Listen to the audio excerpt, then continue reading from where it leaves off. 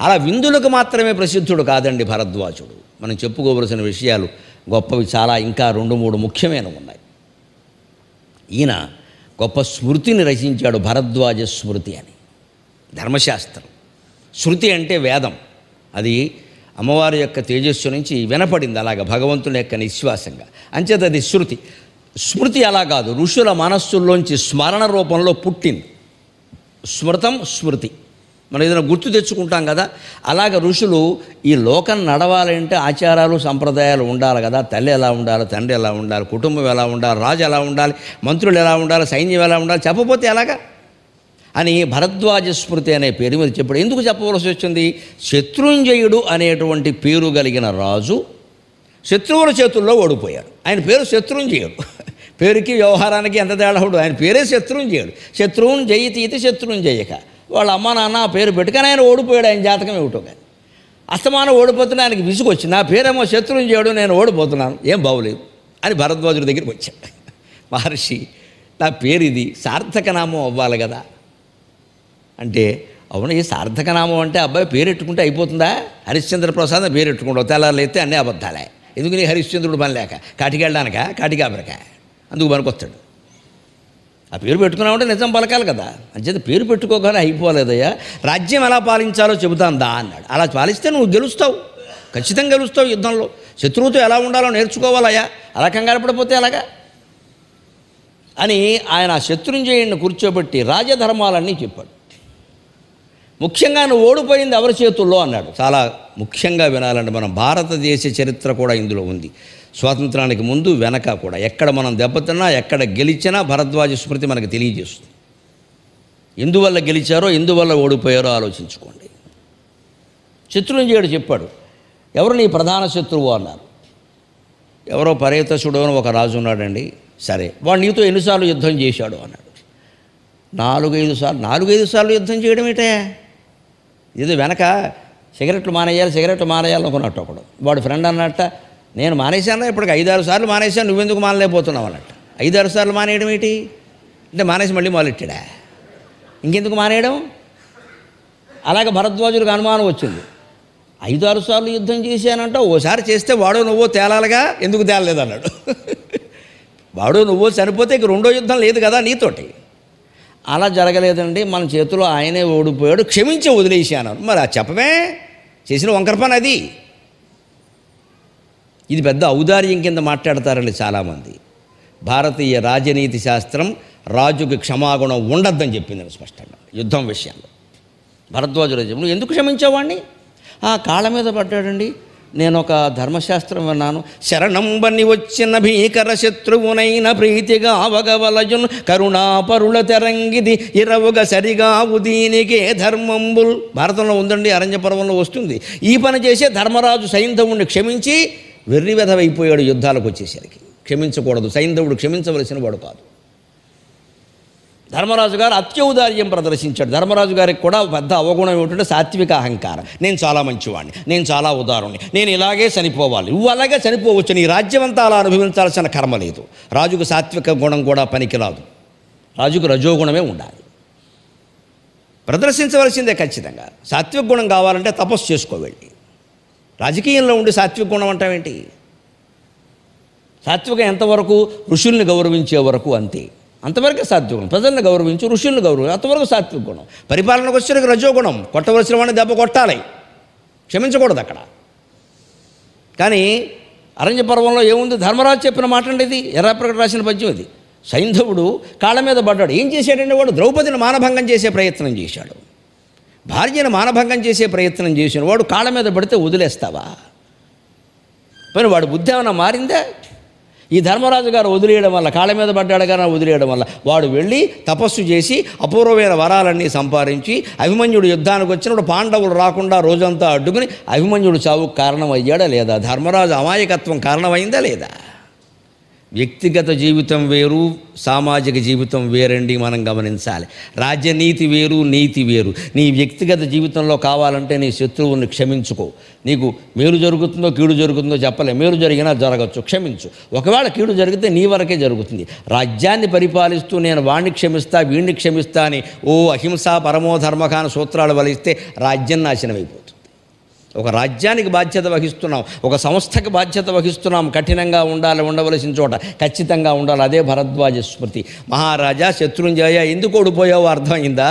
4-5 సార్లు యుద్ధం చేసావా బుద్ధి లేకుండా? మొదటిసారే వాడిని చంపైపోయావా అంటే దొరికాడండి, కాళ్ళ మీద పడితే వదిలేసి అలా వదలకూడదయ్యా. వాడిని వేసేసి ఉంటే గొడవ లేకుండా. శత్రుశేషం, రుణశేషం, అగ్నిశేషం ఉండకూడదు. కొంప అంటుకుందంటే పూర్తిగా ఏర్పేయాలి తప్ప ఆ దొడ్లో నీళ్లపై దగ్గర కొంచెం ఉంటే పర్వాలేదులే, రేపొద్దున నీళ్లు కాచుకోవచ్చు అంటే ఆ నీళ్లపై నిప్పు మిగిలిన నీళ్ళు మళ్ళీ అంటించేస్తుంది రాత్రి. అగ్ని పూర్తిగా ఆర్పేయాలి. రుణశేషం, అప్పు చేసాం, 10 లక్షలు అప్పు ఉంది, ఎకరం పొలం అమ్మేసినా సరే, అరెకరం అమ్మేసినా మొత్తం తీర్చేయాలి. అంతేగాని అందులో 1 సెంట్ అమ్మడం, 8 లక్షలు తీర్చడం, 2 లక్షలు మిగల్చడం, అంతా అమ్మేస్తే మనకెలాగా అన్నం అని ఆపేవనుకో, కొన్నాళ్ళు పోయేసరికి ఈ 2 లక్షలు మిగిలింది మొత్తం ఎకరానికి పెట్టేస్తుంది. అదేదో వదలగొట్టాయి. అగ్నిశేషం, రుణశేషం, అలాగే శత్రుశేషం. నిజంగా శత్రువుగా మనం దేశానికి శత్రువుగా భావించినప్పుడు మొత్తం దొళ్ళగొట్టేవలసిందే. క్షమించి వదిలామంటే అయిపోయినట్టే లెక్క. ఇదే చేశానని చెప్పాడు. సరిగ్గా సైంధవుడి విషయంలో ధర్మరాజు అలా ప్రవర్తించాడా లేదా? భీముడు అర్జునుడు చెప్పారు, ఏమిటండి ఎందుకు చేస్తున్నారు ఇది అంటే, మీరు ఊరుకోండి మీకు తెలియదు. పైగా ఏమంటాడో తెలిసాను, గాంధారి మా పెద్ద తల్లి, ఆవిడికి ఒక్క కూతురు దుస్సల, మనందరికీ ఆవిడే ఆడపడుచు, వీడిని చంపేస్తే ఆవిడ వితంతు అయితే 1,00,000 ఒత్తులు నవ్వు చేసుకోమని చెప్పు. 3 నవ్వులు ఉన్నాయి, లేకపోతే వితంతు మించినిచ్చుకో. ఆవిడ వితంతు అవుతూ కదా దేశాన్ని మొత్తం వితంతువు చేస్తారా? అదే చేశాడు ధర్మరాజు. అమాయకత్వం, అంతేకాదు అతిశాంతం, అంతేకాదు ఔదార్యం, దానం, ధర్మం కూడా అతి పనికిరాదండి. అతి సర్వత్ర వర్జేత్. మంచి గుణాల విషయంలో కూడా అతి పనికిరాదు. మంచితనం మంచిది, అతి మంచితనం పనికిరాదు. మనమే నాశనం అయిపోతాం. లేదు మన కుటుంబాలు పోతాయి. ఈ తండ్రి గారు ఔదార్యాలు చేస్తాడు, ఉన్న ఆస్తులన్నీ దారపోస్తాడు. 100 ఎకరాలు ఏమయ్యాయంటే అందరికీ దానం ఇచ్చానండి, నాకు నీకు సంతృప్తి మిగిలింది, నీ పిల్లలకి మిగిలింది. ఇక్కడ పితాచ రుణవాన్ శత్రువు. పిల్లలకి మనం ఆస్తులు ఇచ్చి వెళ్ళాలి, ఇవ్వలేకపోతే ఆత్మాభిమానం ఇచ్చి వెళ్ళాలి. అప్పులు ఇచ్చి వెళ్ళకూడదు. అప్పులు ఇచ్చి వెడుతున్నామంటే అసమర్థుడైన తండ్రి. పిల్లలు మనం తిట్టుకుంటారు ఖచ్చితంగా, మా నాన్నగారు ఏమీ చేయలేదంటే 4 లక్షలు అప్పిచ్చిపోయారు. ఎందుకమ్మా ఇంకా ఆ తండ్రి ఏదో రకంగా ఆస్తులు ఇచ్చి లేదు పోనీ వదిలేసి చదువులు ఇచ్చేసి అప్పులు ఇస్తే ఎలాగా? అప్పులు ఎందుకు ఇస్తామండి? మన దుబారా వల్ల, మన బలహీనతల వల్ల, మన వ్యసనాల వల్ల, మన ఔదార్యాల వల్ల. అంతెందుకు ఔదార్యాలు వ్యసనాలు, ఎక్కడో అక్కడ ఆపచ్చు కదా. ఇది అసమర్థతే ఖచ్చితంగా. నేను దాన ధర్మాలు చేశాను, ఏమైనా పారపోసాను అనొద్దండి. ఆ దాన ధర్మాలు కూడా అంతా చేయడానికి వీల్లేదు. ఎంతవరకు చేయాలో అంతే చేయాలి.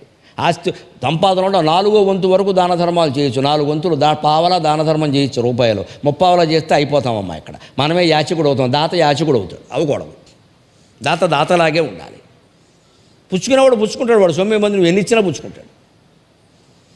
ఇది నీతా కాదా? నిజంగా వ్యక్తిగతంగా కూడా గొప్ప నీతి ఇది చేయడం వల్లే దెబ్బతున్నాడు. అందుకని సైంధవుడికి ధర్మరాజు అభయం ఇచ్చినట్టుగా ఈయన సరిగ్గా శత్రువుకి అభయం ఇవ్వడం వల్ల చేసి జరిగింది.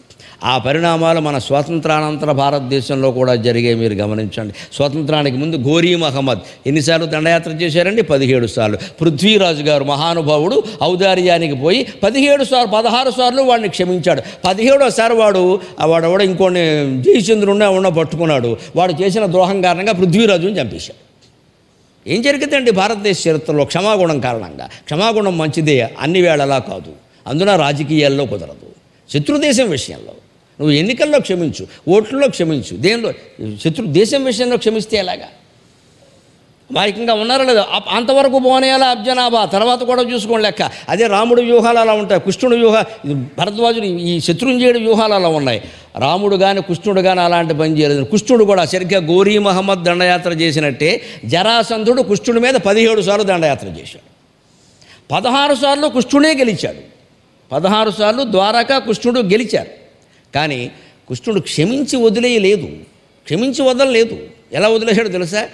వాడి సావు ఈయన చేతుల్లో లేదు, ఆ విషయం తెలుసు. వాడు భీముడు చేతుల్లో పోతాడు. ఎందుకంటే భీముడు, జరాసంధుడు, బకాసుడు, ఇంకో 4 గ్యాంగ్ ఉన్నారు, దుర్యోధనుడు, వీళ్ళు 5గురు ఒక ముహూర్తంలో పుట్టారు. ఇందులో ఒకడు రెండో వాడిని చంపిన వెంటనే మిగిలిన ముగ్గురిని కూడా వాడే చంపుతాడనేది సిద్ధాంతం. అదొక వ్యవస్థ ఉంది, ఒక నమ్మకం. అందుకని అది కృష్ణుడికి తెలుసు. అప్పటికే భీముడు బకాసురుని చంపాడు, కీచకుడిని చంపాడు, ఇంకా బకాసురుని చంపాడు. అందుకని ఖచ్చితంగా వీడు భీముడు చేతుల్లో పోవాలి. ఆ భీముడు యుద్ధానికి రమ్మంటారు. కృష్ణుడి కోసం ఎందుకు వస్తారండి? భీముడు పని లేక రాడు. అందుకని కృష్ణుడికి తెలుసు. ఆయన గెలిచి ఓడిపోయి వాడిని వదిలేయండి వాడితో పెట్టుకున్నారు. 17వ వస్తే కృష్ణుడు విచిత్రమైన వ్యూహం పన్నాడు. పరమాత్మేనండి వ్యూహం ధర్మం కోసం. ఏం చేశాడు తెలిసి తనే పారిపోయాడు. నాటకం, జగన్నాటక సూత్రధారి తనే పారిపోయాడు. ద్వారక నుంచి వెళ్ళిపోయాడు. ద్వారక ఖాళీ చేసాం, జరాసంధుడికి భయపడ్డామని చెప్పండి అన్నాడు. ఇదంతా రెచ్చగొట్టి మారేయడం, అది వ్యూహం అంటే.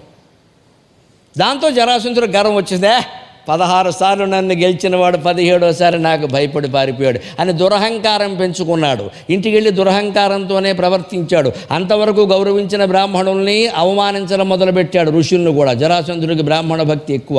అహంకారం పెరిగి అవమానించడం మొదలుపెట్టాడు. వాళ్ళ శాపాలు కూడా తోడయ్యేలా చేశాడు కృష్ణ పరమాత్మ. అది వ్యూహం అంటే. అవన్నీ వాడిని బలహీనపడేలా చేసి ఒక శుభముహూర్తం చేసుకుని సభాపర్వంలో ధర్మరాజు రాజసూయం అనే పేరు మీద భీముడు అర్జునుడితో వెళ్ళి వ్యూహం పన్ని వాడిని వేసి పారేశాడు. మరి గోరీగారిలాగే పృథ్వీరాజులాగే కృష్ణ పరమాత్మ ప్రవర్తించుంటే జరాసంధుడు చచ్చేవాడు కాదు. శత్రువుని ఎప్పుడు దెబ్బకి దెబ్బ తీయాలి, కానీ ఈ క్షమాగుణాలే ఉంటండి. వ్యక్తిగత జీవితంలో ఉన్నట్టుగా సామాజిక జీవితంలో ఎలా కుదురుతుంది ఇక్కడ? అంతేకాదు, అప్పుడే ఆ సందర్భంలోనే అహింస మధ్యలో తేడాలు చెబుతాడు భరద్వాజు. అహింస చాలా గొప్ప గుణం అయ్యా, మేము ఋషులం, మేమేమి హింస చెయ్యం, పక్షికి కూడా మేము హింస చెయ్యం, వృక్షాలు పెంచుతాం. ఎంత అహింసాత్మకంగా ఉంటాయి ఋషుల ఆశ్రమాలంటే. విచిత్రంగా ఋషులు వాళ్ళ పత్నులు వాళ్ళ పిల్లలు నుండి మొక్కలకి నీళ్లు పోస్తారుగా పెంచడానికి. పాదుల్లో నీళ్లు పోసినప్పుడు అండి గట్లు చేస్తారు కదా, పాదు అంటే అదే కదా, అక్కడ పక్షులు వాళ్తాయి. కాళిదాసు వర్ణిస్తాడు శకుంతల నాటకాల్లో. పక్షులు వాళ్తాయి. పాదు అంటే గట్టు కదా, గట్టు మీద కాకులు పావురాలు వాలి చిలకలు ఆ నీళ్లు తాగుతూ ఉంటాయి. పోసిన వాళ్ళు పోసినట్టే వెనక్కి వెళ్ళిపోతారండి. ఋషిపత్నులు ఋషి కన్యలు కూడా అక్కడ ఉండరు. ఎందుకంటే మనం ఏదో కబుర్లు ఆడుకుంటూ ఉంటే ఈ మాటలకు అవి బెదిరిపోయి నీళ్లు తాగవు. మనం వెళ్ళిపోతే ప్రశాంతంగా తాగుతాయి. పసిబిడ్డ పాలు తాగేటప్పుడు మనం సెల్ ఫోన్లో మాట్లాడకూడదమ్మా, పెద్ద మ్యూజిక్లు పెట్టకూడదమ్మా, వాడు బెదిరిపోతాడు. లేదు ఇంకో బలహీనత వస్తుంది, ఆ మ్యూజిక్ ఉంటే కానీ పాలు తాగడం, అదో లక్షణం. ఇవి అలవాటు చేయకూడదు, ప్రశాంతంగా పాలు తాగాలి. అలా ఆలోచించే ఋషులు ధర్మశాస్త్రాల్లో ఎలా రాశారంటే, మేము వ్యక్తిగత జీవితాల్లో ఎలా ఆలోచిస్తున్నాం, మీరు దేశం విషయంలో ఎలా ఆలోచించకండి. హింససి అయ్యని వాడులేడి జగమున భరద్వాజ మహర్షి చెప్పినటువంటి స్మృతినే నేను భారతంలో పద్యం ఆధారంగా చెబుతున్నా. హింససి అయ్యని వాడులేడి జగమున ఉర్వి జనులెల్ల తమ యోపినంత హింస తెరువునకెడగల్గియేగవలయు ఇది చూవే అహింసనానతిశయిల్లు. ధర్మవ్యాధుల కథలో చెబుతారు ఈ మాట. ధర్మవ్యాధులో చెబుతాడు స్వయంగా. హింస అహింసల మధ్యలో భేదం ఏమిటంటే, కౌశిక వినవయ్య, మన ధర్మశాస్త్రాలు చెబుతున్నమాట. నేను చీమను కూడా చంపను, దోమను కూడా చంపను అంటే దోమలు చీమలు కలిపి మన చంపేస్తాయి. ఇక్కడ దోమను చంపాలి, కుట్టినప్పుడు చంపాలి. కొట్టక ముందే 5ంటికే బ్యాట్ వేసుకుని బయలుదేరకూడదు పెద్ద వీరుల్లాగా, అది హింస. కుట్టినప్పుడు ఎలా అను అంతే, ఆ ఒక్కదాన్నే మొత్తం కొట్టడానికి వీల్లేదు, అంత ఖచ్చితంగా ఉంటుంది. కానీ కుట్టినా సరే కుట్టనిమ్ము, దానికి రక్తముతో ఆగనిమ్ము. అహింస అంటే మొత్తం పోతుంది రక్తం ఇక్కడ. పైగా అది మలేరియా దోమ అయితే చేస్తావు 3 రోజుల్లో. ప్రాక్టికాలిటీ. భారతీయ సంస్కృతి అంటే, హిందుత్వం అంటే ప్రాక్టికాలిటీ, వాస్తవికత. వాస్తవంగా ఏం కనపడుతుందో ఆలోచించండి. అతి ఆదర్శాలు పెట్టుకోకండి జీవితాల్లో. సత్యం ధర్మం ఏదైనా సరే అతి పనికిరాదండి. ఎక్కడ పరిమితి ఉంటుంది దేనికైనా సరే. హింస చేయని వాడు లేడు జగమున. లోకంలో హింస చేయని మనిషి లేడండి. హింసకు పేరు మోసిన మతాల ప్రవక్తలు సహా అందరూ హింస చేసిన వాళ్ళే. మాట్లాడుతుంటే బోళ్ళు పురుగులు చచ్చిపోతాయో మాట్లాడడం మానేమంటారా? ఇప్పుడు ఆ పాపం అంతా నాకు అంటగడతారా? ఏం చేయమంటావు? ఈ పురుగులు నాకు కనపడలేదు, పోతే బానే. నడుస్తుంటే పురుగులు పడతాయి కింద అని నడవడం మానేయమంటారా? వంట వండుతుంటే పురుగులు పోతాయి, వంట వండడం మానేయమంటారా? 1000 మందికి భోజనాలు పెడితే గాడిపోయి పెట్టేవారు పూర్వం. గాడిపోయిలో జీవులు పోతాయి, కొన్ని ఏం చేస్తామండి? మనం పడమని చెప్పావా? మనం పట్టుకెళ్ళి పడేసాం. పట్టుకెళ్ళి పడేస్తే తప్పు. దానంతరం పడితే ఆయుర్దాయం, దాని కర్మ, నువ్వు వదిలే. ఇది జీవితం. ఇంత స్పష్టంగా ఉంటుంది గీత. జీవుని చంపకుండా ఉండడం కోసం మనం ప్రత్యేక నిష్ట పాటించాల్సిన అవసరం లేదు. చంపకుండా ఉంటే చాలు. నేను ఎంతటి నువ్వు చంపకు, అది పోతే పోని. అన్ని జీవుల వద్దనే మనం ఆపలేవాడు, మనం చేయకుండా ఉంటే చాలుగా. అది చెబుతున్నాడు. ఉర్విజనులల్లా తమ ఓపినంత హింస తెరువున ఎడగలిగి యాగవాలి. మీరు అనుకున్న దానికి మీరు వీలైనంత వరకు అహింసను పాటించండి. మాంసాహారం తింటున్న వాళ్ళం ఉన్నాం అనుకుందాం. ఇన్ని ఉపన్యాసాలు వింటుంటే, ఋషుల గురించి వింటుంటే కొంతమందికి అనిపిస్తుంది ఏమిటో ఇలాంటి తపస్సులు చేయాలంటే కక్క మొక్క పెట్టుకుంటే నడుస్తుందా, మానేద్దాం అని మీలో ఏ ఒక్కరికి అనిపించినా నా జన్మ ధన్యమైనట్టే. మానేయండి, ఏం పర్వాలేదు, మానేయండి. ఇప్పుడు మాంసాహారం అంత ముఖ్యమైనది. కొన్ని వృత్తుల వాళ్ళకి, కొన్ని పనుల వాళ్ళకి తప్పదంతే, అందరికీ అవసరమేం లేదు. పోనీ వారానికి ఒకసారి పెట్టుకోండి, మిగిలిన రోజులు మానేయండి. ఎంత తగ్గితే అంత మంచిది. అబ్బే నేను చూడలేదండి, మా మనవరం చూడడానికి భీమవరం నుంచి భీమలాపురం వెడుతుంటే మొత్తం అంతా ముక్కు మూసుకోవడం కాదమ్మా, కళ్ళు మూసుకున్నా. ఎక్కడ చూసినా ఏమిటో కళేబరాలు వేలాడుతున్నాయి. మొత్తం అంతా. అందులో నిన్న ఆదివారం ఏమో అన్నా అంతా అవే. డ్రైవర్ని అడిగాను ఇంకో దారి లేదా అని. వాడి పేరే శివ అన్నాడు. మొత్తం అన్నీ అవేనండి, భీమవరం నుంచి భీమలాపురం వరకు, పాలకొల్లు దాటి భీమలాపురం వరకు మొత్తం. ఈ కుడి ఎడమల్లో పెద్ద రాజమర్యాదలు నాకు ఇవే స్వాగతాలు. ఈగలు, దోమలు, అక్కడే మనుషులు నిలబడి కొనుక్కోవడాలు. ఇంత అవసరమా? ఇంత ప్రాణిహింస అవసరమా? ఆలోచింతురుగాక మీరు. అవసరమైనప్పుడు కొన్ని వృత్తులు వాళ్ళు కొన్ని పదార్థాలు సేవించడం వేరు. అందరికీ అవసరమా? ఏకస్య క్షణికా తృప్తి ఏకం ప్రాణైర్విముచ్యతి అహో మాంసస్య దౌరాత్మ్యం ప్రత్యక్షమేవ దృశ్యతే. మనకి ఓసారి ఆ కక్కో ముక్కబడి అనగానే యా అని మనకు అనిపించవచ్చు. నాకు అంత అనుభవం లేదు. కానీ నీ బోడి అనుభూతి కోసం, నీ క్షణకాలం ఫీలింగ్ కోసం దాని ప్రాణమే పోయింది. ఎవడైనా మామక్త మాజిలో బ్రహ్మరాక్షసుడు లాంటి వాడు వచ్చి నీ కాళ్ళు పట్టుకుని వెలగతింటే నాకు అలాగే ఉందిరా అని మన కాళ్ళు పట్టుకుని యా అంటే మనం దాన్ని మానవ హక్కుల సంఘానికి వెడతాం. ఇక్కడ మానవుడు హక్కులుంటే కోళ్ళకిను మేకలకి ఉండవా? మనకు లోకు అయ్యాయి, అంతకంటే ఏముందండి? వాటికి న్యాయస్థానాలు లేవు, అడిగేవాళ్ళు లేరు. వాటి తరఫున కేసులు పెట్టడానికి సుబ్రహ్మణ్య స్వామి లేడు, ఏం చేద్దాం? ఆయన ఉంటే పెడతాడు అందరి మీద కేసులు. మనమే ఆలోచించాలంటే ఇంత హింస అవసరమా? ఒక ఊరు నుంచి ఒక ఊరు, భీమవరం నుంచి భీమలాపురం ఎంత చేస్తే గంటన్నర ప్రయాణం అండి. మనవరాల కంటే మాంసం దుకాణాలే ఎక్కువ చూశాను నేను. అన్నీ అవసరమా? అంత పరాక్రమం కావాలా?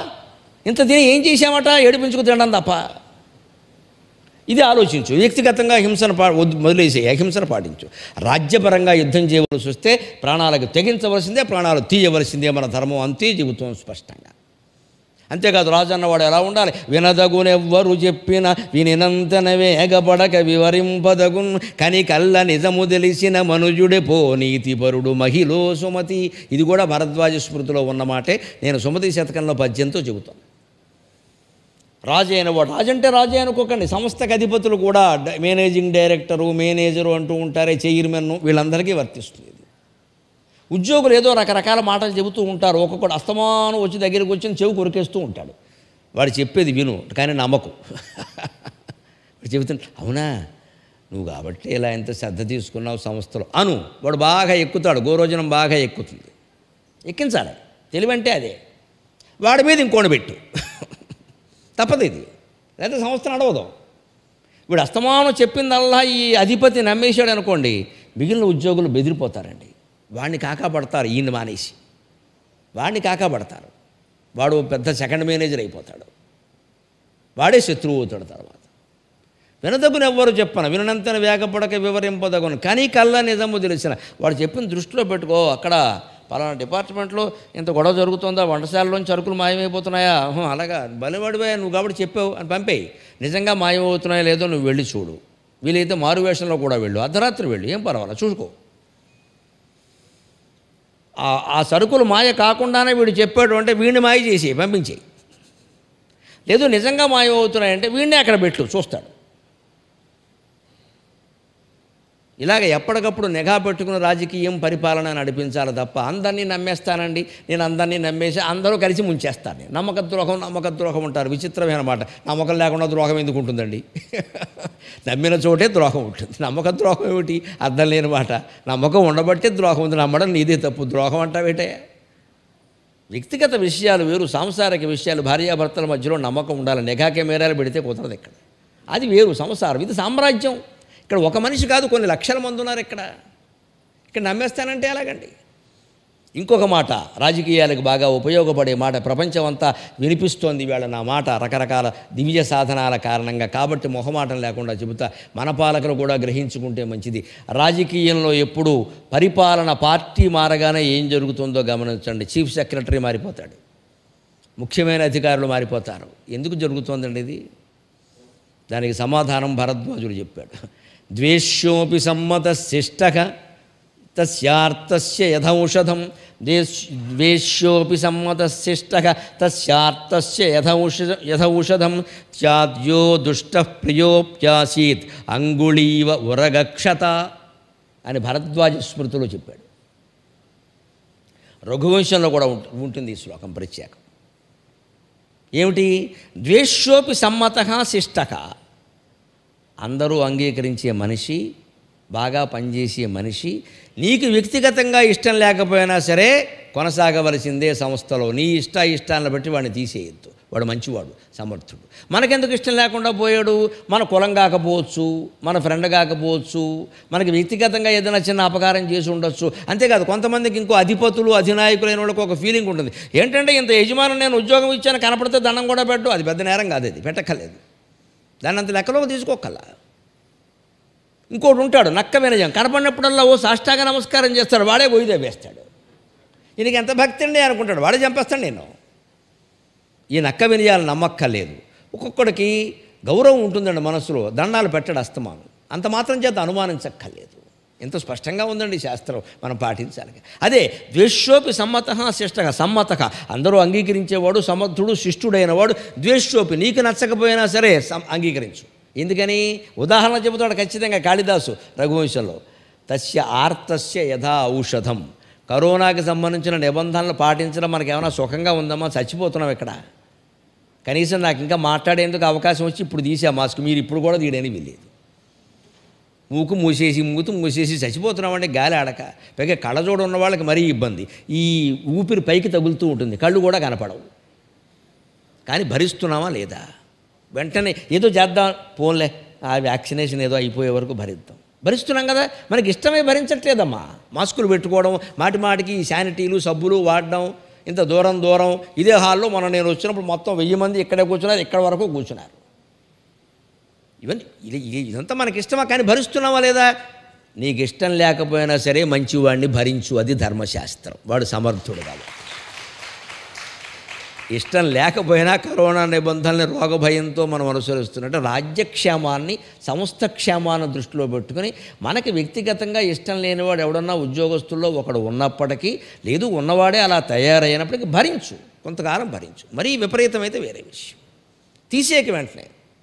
అప్పుడు తీసేస్తే ఏమైపోతుంది? ఉద్యోగస్తుల్లో ఆయనకి ఇష్టమైతే చాలండి బాబు, పని చేయకపోయినా పర్వాలేదు అనే భావం వచ్చిందంటే ఎవడో పని చేయడు, ఇష్టమయ్యే ప్రయత్నం చేస్తాడు. పుట్టినరోజుకు 100 బొకేలు వస్తాయి, మొత్తం సంస్థ బుక్ అయిపోయింది ఎవడికో, నీకు బొకే మిగిలింది. ఒక మాటలో చెప్పాలంటే బొకే కేక్ కింద కావత్తు పెట్టుకో, నేను చెబితే బాగుండదు, అదే మిగిలింది, ఇంకా అయిపోయింది. ఎందుకని మనం బొకేలను చూసాం ఇక్కడ. నా పుట్టినరోజుకి అందరూ ఆ ఎంపలో ఎవడంటే 10 ఏళ్ల పాటు పనిచేస్తున్నాడు, రాకపోతే నీకే వాడు బొకే ఇవ్వకపోతే నీకు ఇంతంత బొకేలు పట్టుకొస్తారమ్మా, చివరికి పెద్దగానం పెట్టేస్తారు. అదే చెప్పాడు స్పష్టంగా. ఇంకో మాట చెప్పాడు, చాజ్యో దుష్ట ప్రియోప్యాసీద్ అంగుళీవ ఉరగక్షత. నీకెంత ఇష్టమైన వాడైనా సరే, సంస్థకి అపకారం జరుగుతోంది వాడి వల్ల అంటే తొసాయి. సొంత బావమరిదైనా సరే, తమ్ముడైనా సరే క్షమించద్దు. మా ఇంట్లో వాళ్ళ కోపం వస్తుందండి, రేపొద్దున సంస్థ నాశనం అవుతుంది, ఇంట్లో వాళ్ళు నువ్వు కలిపి అడుక్కోవాలి వీధిలో. వాడు దోషేయకపోతే ఉంటాడు ఒకడు దుష్టుడు. చెప్పాలి అవసరమైతే, అయ్యో మా పుట్టింటి వాళ్ళు నువ్వు కూడా పుట్టింటికి వెళ్ళిపోతావు మరి చూసుకో అని చెప్పాలంతే. ఇంకా వాడు దోషేస్తున్నాడు ఓ పక్క, ఇందులోంచి అందరినీ పట్టుకుపోయి వేరేదేదో పెడదామని కూడా ప్రయత్నం చేస్తున్నాడు, ద్రోహం చేస్తూను. మనకు తెలియకుండా అటువంటి వాడిని ఎలా ఉంచుకుంటామని పంపేయాలి. త్యాజ్యో దుష్టక, వాడిని వదిలే. ఎందుకంటే ప్రియోప్యాసీత్, ఎంత గొప్పగా చెప్పాడు. నీకు ఎంత ఇష్టమైనా సరే వదిలేసి, నీకు కానీ నీ భార్యకి కానీ కొడుకులకు కానీ ఎవరికి ఇష్టమైనా వాడిని ఉంచొద్దు, పంపేయి.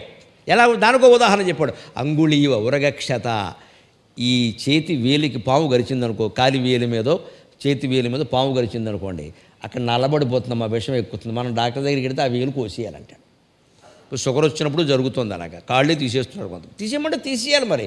అయ్యో నా కాలండి అంటే మొత్తం ప్రాణమే పోతుంది, నీ ఇష్టం. పాము గరిచినటువంటి వేలుని నీకు ఎంత ఇష్టమైనప్పటికీ నీ వేలులో ఒకటైనా తీసేస్తున్నావా లేదా? తీసేయకపోతే ప్రాణం పోతుంది. ఈ ఉద్యోగి కూడా పాము గరిచిన వేలు లాంటి వాడు, ఎలాగేయవలసిందే. వాడు తమ్ముడా, బావమరుదా, మేనల్లుడా అనవసరం. అవసరమైతే ఒరే నువ్వు వేరే పెట్టుకోవాలా, నీకేదో ఇస్తానని చెప్పి 2 లక్షలు 3 లక్షలు సాయం చేసి పంపి, అంతటితో వదిలిపోయింది శని. వాడు ఎలాగో నష్టపోతాడు, వాడు నడపలేడు. అందుకని నష్టం కలిగిస్తున్నటువంటి వాడిని అట్టుపడి కష్టపడేవాడిని ప్రోత్సహించాలి. ఖచ్చితంగా యజమాన స్థానంలో ఉన్నాడు. ప్రతి ఏటా పనిచేస్తున్న ఉద్యోగుల యొక్క పట్టిక తెప్పించుకొని తాను ఒక్కడే కూర్చుని ఇంక్రిమెంట్లు వెయ్యాలి. అక్కడ తాను ఒక్కడే కూర్చుని ఎవరి సలహా వద్దు. ఎవరు కష్టపడి పనిచేస్తున్నారో లేదో ఆ ప్రకారం వేసేయాలి. ఎవరికి వేయకుండా ఉండకూడదు. ఎవరికి ఎలా వేయాలో అలాగే వేయచ్చు. జీతాలు ఖచ్చితంగా 1వ తారీఖున ఇచ్చేయాలి. ఈ సంవత్సరం ముందు జీతం వస్తుందండి ఖచ్చితంగా మనకి అనే